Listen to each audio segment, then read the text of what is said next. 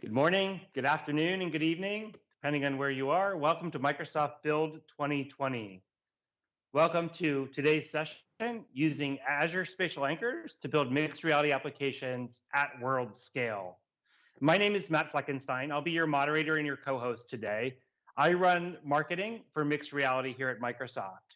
My colleague Nina is going to be joining us. Nina, you want to say hi and introduce yourself? Hey Matt, hey everyone, thanks for watching. My name is Nina Cometh, and I run our Azure Mixed Reality Services product at Microsoft. Awesome. So Nina's going to come back on in a little while and tell you a little bit more about Azure Spatial Anchors. But before we go there, I'm going to kick things off and just talk a little bit about what mixed reality is and kind of how we got here. I think we can all agree that cloud computing is arguably the biggest secular trend in computing in the last decade. It's really fundamentally changed the way that we build, manage, and deploy our applications. But perhaps more importantly than that, it's fundamentally enabled every company to become a technology company. And while the cloud has actually offered us great things and gotten us most of the way there, it simply can't overcome the laws of physics, things such as the speed of light.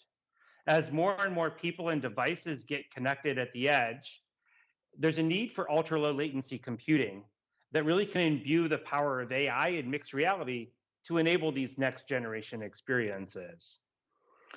So today, we're at a point in time when we're entering what we call the fourth wave of computing, where ubiquitous computing at the edge that really enables you to blend the digital and the physical worlds into these seamless experiences. And I think you'll see that from some of what Nina's going to show today. But if we take a step back in the early, in the 1970s, we really kind of started to realize the power of computing for individual workers through terminals and mainframes, where individuals were literally tethered to their desks. In the 1990s, it came the era of personal computing, where we actually, for the first time, started to have computers as we got laptops that we could take with us on the go. But it really wasn't until the 2000s, when smartphones became ubiquitous, that we really had a computer in our pocket that we could take anywhere with us. And we started to realize the potential of things like contextual awareness and our location in space. Never has that been more true, though, than with mixed reality, where when blending the physical and the digital worlds, we've got these incredible opportunities to create these experiences that we've never seen before that fundamentally transform the way we work, the way we study, and the way we play. But these opportunities, while great, are not without their challenges.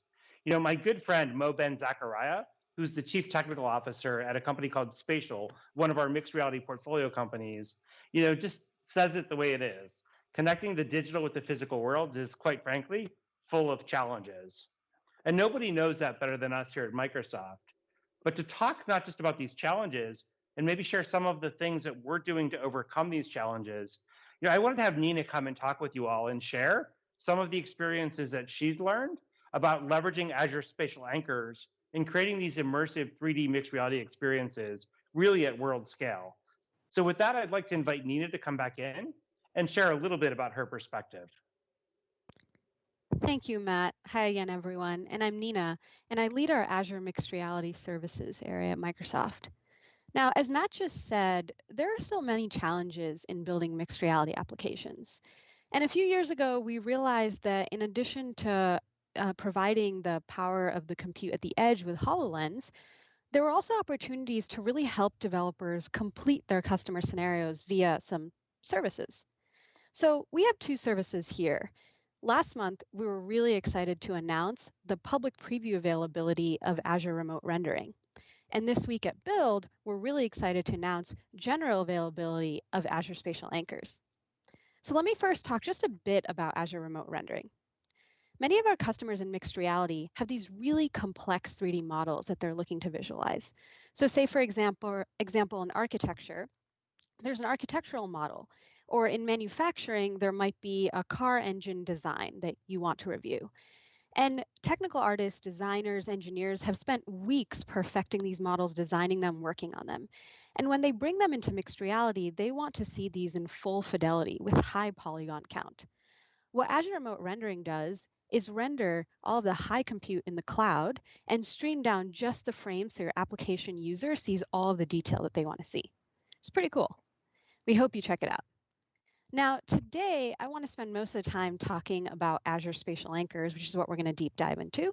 So let's get started, Matt. All right, sounds great. So, one of the fundamental challenges in mixed reality is how to keep your digital content locked to the same physical world location over the course of time.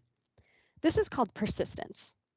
And another one of the fundamental challenges is how to then share that digital content in that exact physical world location with the others around you.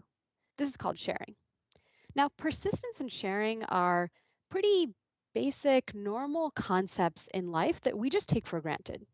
Say I was working on a jigsaw puzzle over there on my coffee table. When I come back the next day, I would expect it to be in pretty much the same state, or else I'd wonder who helped me out and completed my puzzle for me or moved it, right? And that's persistence. Now, say that my husband walked in the room and I wanted help with that jigsaw puzzle. Well, he would immediately see it. We would work together. That would just be there. It'd be natural. And that's sharing. And these concepts that are simple in real life, in our real world, are actually a little bit complex in the digital world. So Azure Spatial Anchors exist to help developers with exactly these concepts in the digital world, sharing and persistence. I think that's great, Nina. I actually need some of that persistence. I think for the jigsaw puzzles I've been doing with my girls, every time I turn around, they seem to mess them up and they don't really persist. So I'm Lose a few definitely into what you're pieces? saying. Exactly. Absolutely. Now, jigsaw puzzles and mixed reality at our coffee table in our living room is pretty interesting, but it gets a lot more interesting at world scale. So, we really had the opportunity at Microsoft a couple years ago for the Azure Spatial Anchors team to partner with our Minecraft team to really bring a world scale mixed reality experience. The Minecraft team was looking to bring the digital world of Minecraft into our real worlds all around us, all around the globe. And we call this project Minecraft Earth. Working on Minecraft Earth, we've learned a lot about what it takes to create a world scale mixed reality experience. Now, before I get into those lessons, I thought I'd kind of take us back in time. A couple years ago, when we started this project, we sort of had an idea of what we wanted, but we were creating some early prototypes to really see what it felt like, what was the magic. And in one of these prototypes, I was playing with one of my coworkers, Jesse. We were play testing one of these games. And Jesse had his phone in his left hand and was shooting arrows at a skeleton, trying to beat the adventure. And with his right hand, he was saying, "Over there, Nina, over there." And he was pointing to me where he wanted me to help out with additional skeletons that were coming our way. And he had sort of completely forgotten that, he's looking through a phone and pointing into the real world. He had become completely immersed in this digital world simply by the screen of the phone that's in his pocket. And we knew that we had succeeded because we sort of found this magical moment. And we knew there was something here that we wanted to bring to all of the players. Now, what did we learn through all of this, through these last couple of years of building this experience? Well, let's go back to the basics a little bit. An anchor in Azure Spatial Anchors is a precise point of interest in 3D space that can be shared across users, devices, and time. This means that an anchor is really fundamental to kind of blending between your digital and real worlds, as it is that entry and exit point between these worlds. So creating and finding these anchors has to feel natural and intuitive for your application users. And let's learn a little bit more about that and how we do that. Now, Azure Spatial Anchors is built such that every user who finds an anchor is contributing data for that anchor. That data from different devices, different perspective, different periods of time from all different application users makes the Azure Spatial Anchor data and algorithm improve over time. It understands the space better, and the quality of the algorithm, quality of the experience gets better the more that it is used. So creating that first anchor is really just like laying down the first brick of the foundation of a new house. There's a lot more to come. There's a lot more rooms to design, but the first anchor does determine that starting location and what's to come afterwards. That's awesome. That sounds like a great little tip, right? And kind of something to keep in mind. Curious, what other types of things you guys have learned as you've actually built out these Minecraft Earth experiences. Yeah, so let's start about really on the creating anchor side, and we'll get to the finding anchors. One of the first things we found as we were building the experiences, there are different personas in every application. And in a game, you might have an explorer or a collector persona. This is someone who loves going out into the world and collecting all the items for the first time, conquering certain areas of the world for the first time. They get a lot of joy into it. And in addition, this provides value for the other players down the road. Now, this isn't just about gaming. If you think about a retail application, say a shopping mall or a store, you likely have a curator or moderator of the store who's going to go and set up a shopping experience for everyone else to come. This happens in the real world too, right? When you go into your favorite store and you see those beautiful racks tempting you with exactly what you were looking for, somebody put a lot of thought into setting that up. Similarly, you might be, looking at a tour in a museum, and that had an immense amount of curation to make sure that all the art and the talent really shines.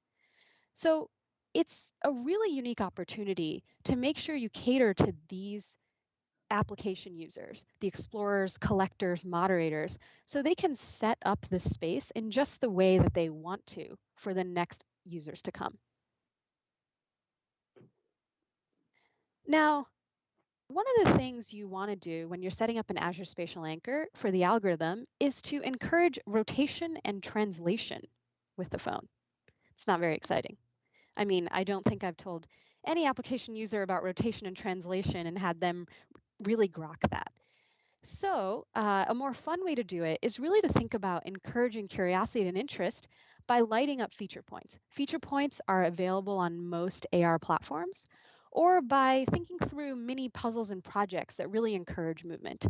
We had a ton of fun prototyping a number of these, and let's watch a few of these, Matt. Sure thing.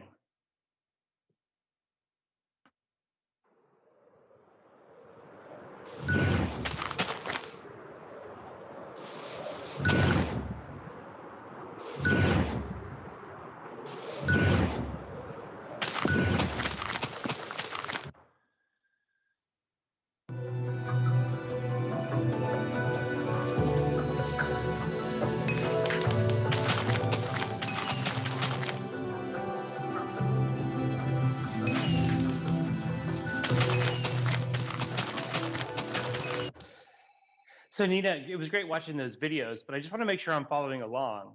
Basically, if I go back to what you said in terms of laying that first brick, encouraging kind of this movement, right, and people to kind of move around.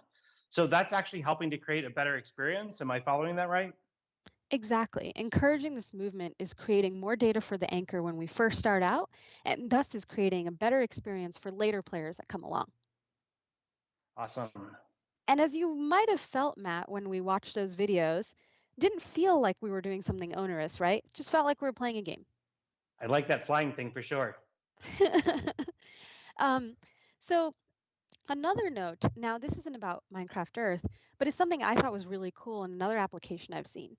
There's an application called WorldBrush on iOS that actually uses phone motion as a core input tool to the experience.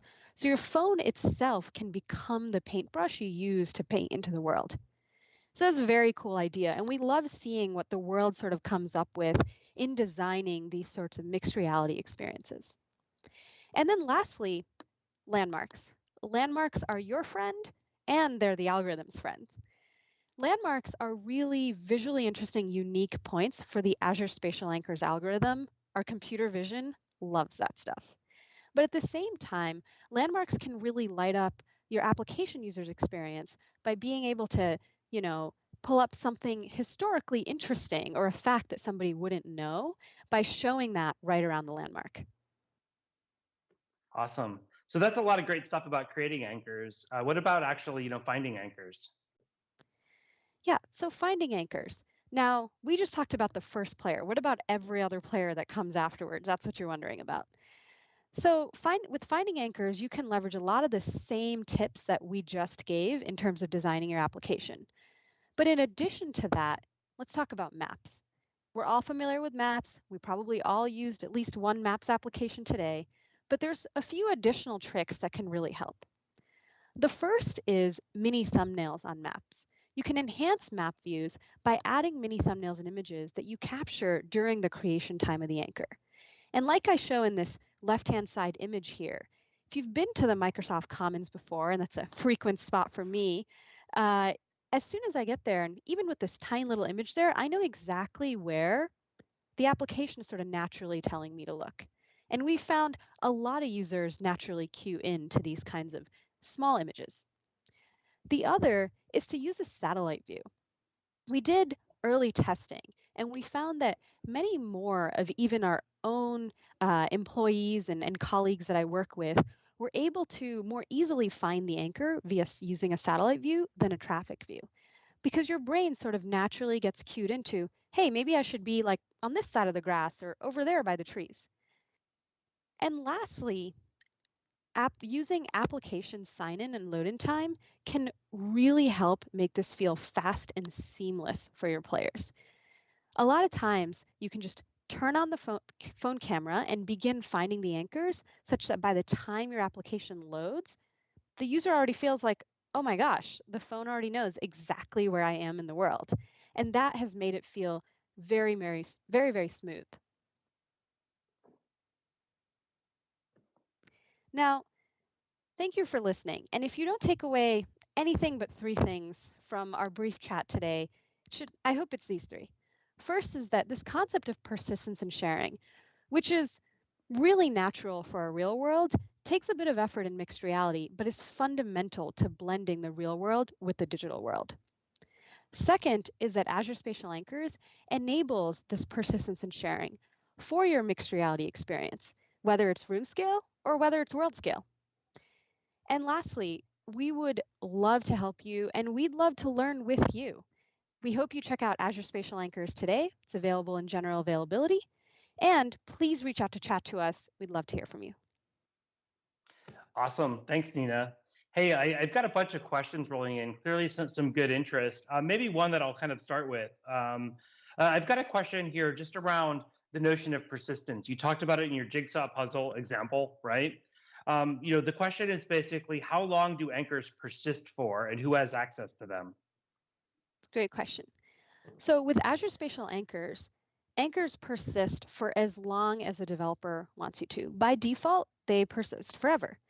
Now, in certain cases, we've heard our developer customers say that, I actually don't need this to persist. I've done my puzzle and I'm cleaning it up and I'm done with it. In which case, you can set an expiration date yourself on the anchor if you decide. Now, Matt, could you remind me of part two of the question? Yeah, it was just around kind of persistence and how long they last for, and then also if you could just talk a little bit about the sharing side of it, right? You talked about sharing these experiences with other people. What types of devices can you share on? Those types of things. Absolutely. So with sharing, in Azure Spatial Anchors, you can share across HoloLens 1, HoloLens 2 devices, and iOS and Android devices that support ARCore and ARKit today, which is a long list of devices. And we're super sort of excited to provide this platform in whatever language you choose to code in. Might be Objective-C, might be in Java, might be in C++, and we're excited to see your applications across all of those. Awesome, thanks. Hey, I have a good question here.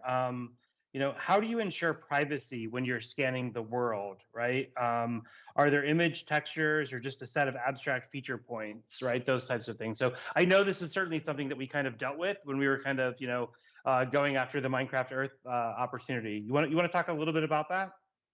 Absolutely. Privacy is really important to us, and Azure Spatial Anchors does not take your images to the cloud. What we do actually is use abstract points called feature descriptors that the backend computer vision algorithms understand. And we actually have an entire blog post on privacy in Azure Spatial Anchors. We encourage you to go check it out and learn more with us. Awesome. So, hey, Nina, I have a question. One of them was there was a question around what are some of the other applications where you're seeing people use spatial anchors beyond just the types of gaming experiences that you showcase with Minecraft Earth? Yeah, absolutely. So we're seeing applications across retail, manufacturing, healthcare, a number of different verticals. I'll go into one of those. I'll go into manufacturing, which is something I'm pretty excited about as well. We've had some customers who are working with manufacturing such that you can connect a lot of your backend data, say data about when was some equipment last maintained, what is the status of the equipment, data about your IoT sensors that are connected, and visualize all of that data in situation as you walk around your factory. Being able to walk around and really just say, all right, I'm looking down this set of workstations. Oh, I see that one of these is actually running much slower than the others. Maybe I should go check it out. And this is all available to you, heads up, hands free, in mixed reality in your real world, rather than having to walk around and stare at a tablet or go back to your PC and reason about your 3D space at a PC. Yeah, that notion you talked about, kind of an example in manufacturing, right? It was kind of blending IoT and mixed reality worlds together, where you have contextual data that you're overlaying on top of the real world in a work setting. For those of you who have seen, kind of some of the keynotes at Build, you've gotten a chance to see the role that mixed reality has been playing in helping, with some of the overcome some of the pandemic issues. Whether that's actually frontline or first line patient care, or actually helping companies to train folks to produce ventilators or PPE to keep up with demand. I think one of the things that's interesting, and one of the pieces of feedback we've heard is, people love the ability to kind of anchor and share certain data about a patient, because by wearing a device or using a mobile device, by wearing a HoloLens or using a mobile device, they can all see the same patient data without having to kind of crowd around an actual physical screen together.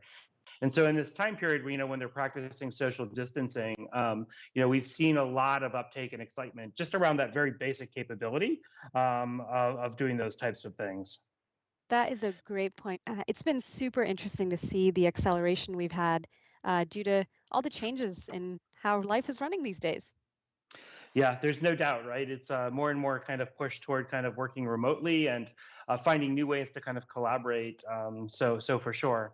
Hey, one question I have here is, someone was asking about, in terms of when you place these anchors, asking about accuracy, and accuracy, particular in comparison to maybe, some other technologies that are out there. Think about kind of Wi-Fi and kind of triangulation, kind of those types of things. How would you kind of describe the accuracy of dropping anchors and restoring anchors? Absolutely. You know, some sort of think about this Azure Spatial Anchors technology as a much more sort of accurate, more precise GPS-like technology, because you find out where you are just in the order of centimeters rather than multiple meters or tens of meters. And the way I would really think about accuracy on Azure Spatial Anchors is that it is different device to device. HoloLens, between HoloLenses, we tend to have centimeter level accuracy, and between mobile devices, which have a little bit more limitations, where when it comes to mobile device tracking, we tend to have tens of centimeters of accuracy.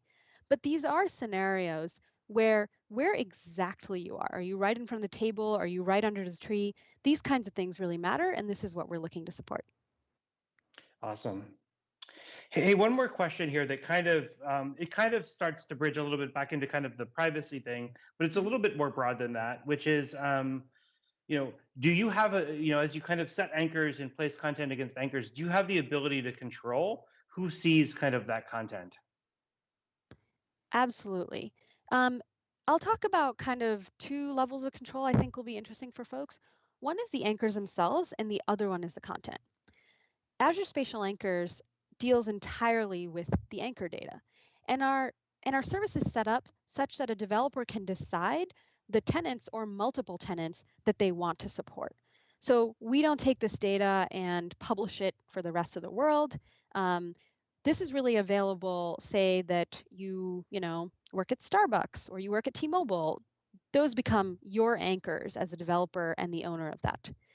Now, on the content side, Azure Spatial Anchors does not address content at all. This is all up to you. Wherever you store your content, your databases bring them with you. and kind of run them however you choose. And so that is so sort of the two layers of data ownership there. Got it. That's great. Hey, here's a question about spatial anchors, right? And basically, can you talk about the differences of spatial anchors for AR Core and AR Kit, and how it's different than spatial anchors for HoloLens? Sure. Matt, I missed the first part of the question hearing you. Do you mind repeating it? Yeah, no, not a problem. Can you talk about how spatial anchors for AR Core and AR Kit is different than spatial anchors for HoloLens? Absolutely. So we have worked hard to make spatial anchors first-class citizen across all of the different platforms we support, AR Core, AR Kit, and HoloLens. Now, as I was mentioning earlier, some of the quality and performance of spatial anchors are limited by the native tracking system. With AR Core and AR Kit, when you're on a phone, it's in your hand, it's a smaller field of view. The tracking quality of the base native platform tends to be a bit more limited. And so we achieve a bit less accuracy on mobile devices, but we're aiming to, again, be as equal as we can across all of them and have them all be an amazing experience. Awesome. Here's one about spatial anchors. Do spatial anchors work inside without GPS location data? Yes, they do. So when you use Azure Spatial Anchors, you may optionally choose to also include GPS data, Wi-Fi data, Bluetooth beacon data, but you don't have to, and it does function without that. And what are the advantages of including those other things? Now, when you include course relocalization signals, this is what we call them, it can help you additionally with it can help the algorithm with separating things like two rooms that look the exact same but might be on different floors or in different buildings. It can help us optimize on the back end for a better experience. Now we run a lot of the same optimizations with or without those signals, but additional data, always a good thing. Yeah, for sure. Those algorithms love their data, don't they? Yes, they do. Awesome. Hey, I think maybe we have time for kind of one more kind of theme here that I'll hit on. There's a couple of questions about just kind of spatial services in general, right? And so you talked about specifically, applications of spatial anchors, relative to kind of gaming and finding very point things. What are some of the other things that we're seeing at Microsoft where, kind of spatial awareness and context, could really be helpful in terms of creating these kind of immersive experiences? Absolutely. Maybe Well, maybe said another way, like where is this all going, right? What else is kind of coming down the pipe? yeah, that makes sense. Um, I think there's a lot of things coming, but maybe I'll speak via example about something I'm really passionate about and I've seen a lot of customers also passionate about. Spatial anchors, as I mentioned, are really precise points in 3D space. This is the beginning of understanding our space in 3D and really eventually generating our digital twins in 3D. We've had some interesting content on digital twins here at Build as well, which I encourage folks to check out. But a lot of the way we think about, the world at mass thinks about digital twins today, it's still kind of limited to 2D. We've had so many customers tell us, hey, I'd like to be able to walk into a building, scan it, and get a 3D model of it. I want to be able to then sit at my office and be able to monitor each of the different sensors, know exactly where they are. I want to be able to have someone who works in maintenance, then be able to go into a building they're completely unfamiliar with and get immediate directions to the sensor that they want to take a look at. And when they get there, I want them to be able to see that IoT data visualized right in front of them so that they can know exactly what to fix. And this kind of end-to-end seamless experience that blends IoT, digital twin, mixed reality, sort of 3D all together. We're really looking forward to that, and we think that's going to unlock a whole new world of possibilities. Awesome. Look, as someone who is eternally getting lost, I crave the day when I can kind of get a map that'll literally guide me from point A to point B and really put me into an experience that feels just like the one I'm actually seeing with my eyes. So can't wait to see where this goes. We're about out of time. I know there's a bunch of questions we didn't get answered. Encourage you to go check out, Azure Spatial Anchors. As we talked about, it's generally available, so go take it for a spin. And want to thank Nina very much for coming and talking to us, and want to thank all of you. for participating in this session. So thank you very much. We greatly appreciate it, and I hope you enjoy the rest of your build.